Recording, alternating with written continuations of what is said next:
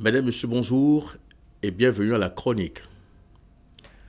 À un moment donné de la vie, il faut savoir ajouter un peu d'eau à son vin. Il faut, pour l'intérêt supérieur de la nation, éviter la politique de la chaise vide. Être au cœur de l'action.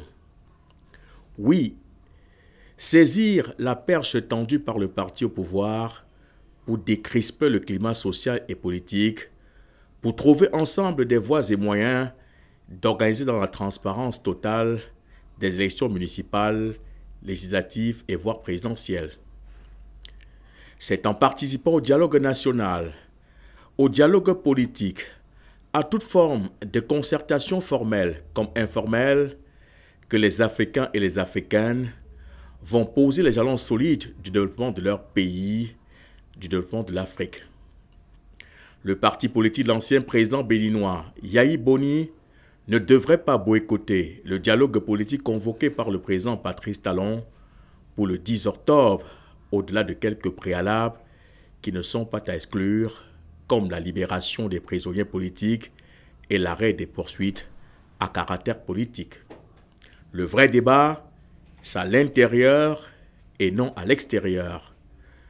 Au Mali, l'opposition devait prendre part au dialogue national inclusif au regard des sujets à l'ordre du jour, comme la gouvernance, la sécurité, le projet de révision constitutionnelle ou l'accord de paix d'Alger.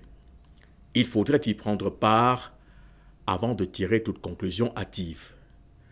Au Cameroun, le MRC, la principale formation politique de l'opposition, dont le président était en prison, n'a pas pris part physiquement au grand dialogue national, mais a fait part de sa contribution par écrit au Premier ministre chef du gouvernement, le Dr John Gouté, avec un préalable que son leader soit libéré. Une doléance satisfaite moins de 24 heures après la clôture des travaux du grand dialogue national par le président de la République Paul Biya. À travers le continent africain, l'heure est aujourd'hui au dialogue, à l'apaisement, au pardon, à la réconciliation nationale. Ne nous regardons plus anciens de faïence. Nous sommes tous, chacun en ce qui nous concerne, des architectes de la reconstruction harmonieuse de l'Afrique. À demain.